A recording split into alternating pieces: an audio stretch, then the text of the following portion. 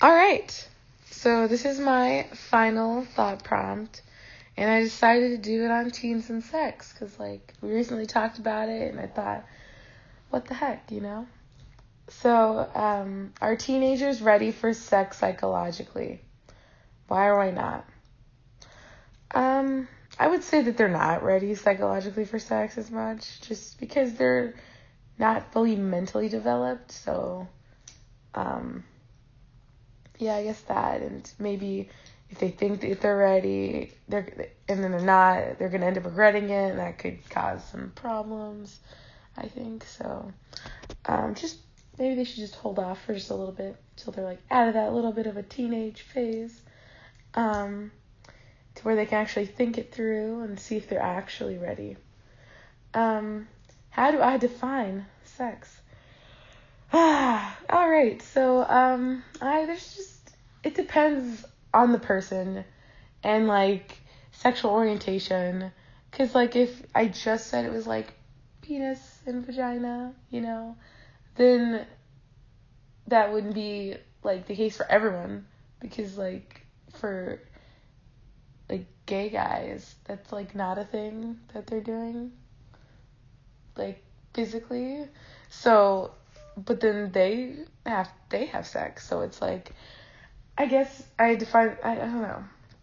Sex is just very loosely defined, I guess. But, like, for me personally, what would sex be to me? Like, for me, I guess, would be, like, the penis entering vagina. Yeah. I would say that, but I mean, in general, for other people as well, sex could be, like, anal sex, or, like, just plain old regular sex, or, I don't know, it really just depends. Goodness, on the person. I mean, I'm just me, and I'm just talking about for me, but, like, for other people, it could be different, so,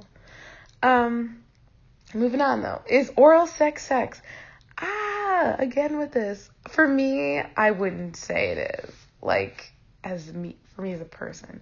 But, like, for other people, it could be. That could be their way of, like, having sex, and that's cool. It's whatever they want to do. But for me, I wouldn't see it as that. What does virginity mean? Gosh. Maybe you could lose different types of virginities. Maybe that could be a thing. Like, if you've never had oral sex, you could lose your virginity in that way. I guess that could be a thing. To some people, but I feel like losing your virginity for me is not really oral sex, but maybe more like, depending on, again, sexual, like, orientation, could be like, anal sex in some cases, or just like penis entering vagina sex in some other cases. Just like the first time I guess you do that with someone would be losing your virginity to me. How common was sex at my high school? Oh my gosh. It was not common at all, I guess, that much. And if people were doing it, they had to really keep it, like, on the down low. Because, you would pretty much be crucified at my school. I went to a Christian school, so it was very frowned upon, obviously. I really wasn't the type of person who, like, judged about that. I mean, you do whatever you want with your body. It's your body, That's kind of my view on it. But, my best friend was like, she slept around with a few different guys, and I felt really bad for her. Just because people were so mean and, like, judgmental, and it's pretty awful, But yeah, so sex was not common at my high school, like, at all. There were, like, in a total, like, not even 50 people in my entire high school. Yeah, so just, I would know if anyone was, like, a lot of people were having sex, and it just wasn't a thing. Is virginity still something cherished? Why or why not? Nowadays, I don't know. It just depends on your environment, I feel like.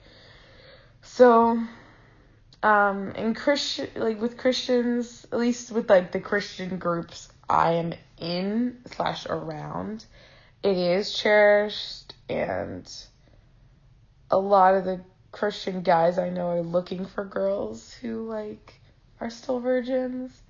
Not that would be like a problem if they weren't a virgin, because I really don't think it matters as much, but I still feel like it is cherished with some people. I still think it's admirable, but I don't think we should be like judging like hard on the people who don't still have their virginity type thing. But I don't know. I really think it just depends on the group and the person if it's still cherished or not.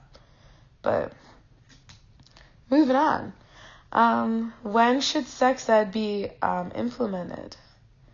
And why? Well, this one's, I feel like early in life, I had my first sex ed class when I was in 3rd grade, which is good, I guess, just because of all the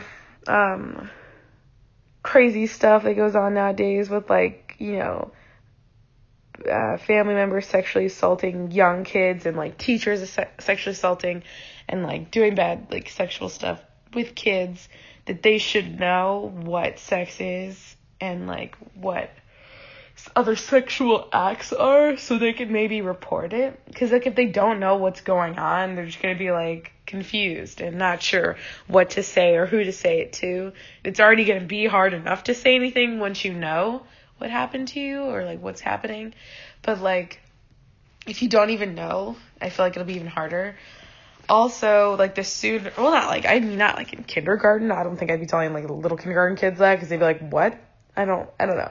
Like, maybe around, like, 3rd grade, like, when I guess I was told about it, I guess it'd be okay. Sorry about that. But, I guess around that time and maybe and on, just so that kids are prepared sooner, because I knew kids, like, having sex at, like, 14, and I'm like, okay. And that's, like, really young, and some people just kind of assume, like, my kid's not going to have sex at 14 or 12 or whatever, however old they are. And then they end up having sex, and then they didn't know, like, what was what and how to use this protection, or maybe they could have done this instead of this. They don't know. So I feel like it's the sooner, I guess, to a certain extent, the better, just so they are prepared and know, because you don't know when your kid is going to have sex or when your kid is going to be put in this type of situation, so they should just be made aware sooner, not like as a senior in high school, because like for most kids, that's just not going to be useful that late on in life. You know, they'd probably need it sooner. But I mean, yeah. What should or should not be included in sex ed? And why? I feel like a lot should be included, not included. If that makes sense. Okay, I might just need to rephrase that. A bunch of stuff should be included in sex ed, just because there are so many types of sex and so many types of sexual actions and so many ways of catching things and so many ways of getting pregnant. And, well, there's only, the one way, but like, the condom might break, or like the birth control, you might have forgotten to take the pill. I don't know, just different hypothetical situations that could not work out for you and not getting pregnant. I don't know, and just different, there's a bunch of different things that should be included. But for me in my school, I've been in Christian school pretty much my whole life, so it was like we only talked about like the one type of sex in the one pretty much type of way. So, like, we kind of talked about diseases, but, like, not, like, a lot. Not in, like, depth. Basically, we just said, like, just wait till marriage. And you'll have to deal with any of these problems. I'm like, okay, I guess that's just a thing.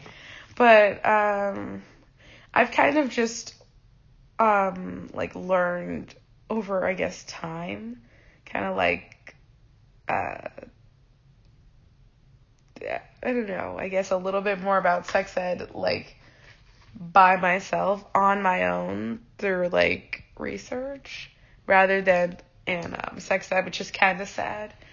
And I feel like also they should just mainly for like different types of sex, they should include like sex for like not just straight people, not just married people, but just different sexual orientations and like, I don't know, just different stuff. So a lot should be included in sex ed. Is teen sexting a problem? Why or why not? I feel like it can be a problem just because if you're like sexting someone, you send them like a cute little like pic and like in like your birthday suit, and like the other person ends up being like a shitty person, which is like a lot of the time.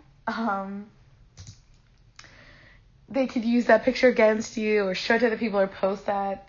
So it's like you don't know who's trustworthy. And teens, goodness, are more like, I feel like they're more naive and like susceptible to just trusting people. And that could go wrong very quickly for them. Alright, so last one. Did my parents give me the talk?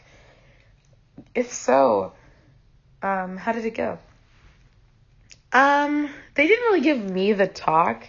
I was given the talk in like 3rd grade, 5th grade, 6th and 7th, and did I get it in high school? And I didn't get it the rest of my life. So last time I had sex ed was in like 7th grade. But my parents didn't give me the talk. They kind of like, after my sex ed classes, they were like, so, what did you learn about? And I'm like, oh gosh, this is weird. And then they kind of made sure that I got like the basics and like, so like, what goes where, Hannah? And I'm like, oh, this goes here. And it's like, this is okay. And then like, what kind of forms of protection are there? And I'm like, this, and it's like, okay, and you're waiting until you're like married, right? I'm like, yeah, of course. But like, no, they didn't give me the official talk. No, they just made sure that I kind of got like the basics, I guess, of sex ed, which really weren't the basics. They were like below the basics, but that's beside the point. But yeah, I guess that's it. That's my viewpoints on like teens and sex and stuff. Yeah. So, bye.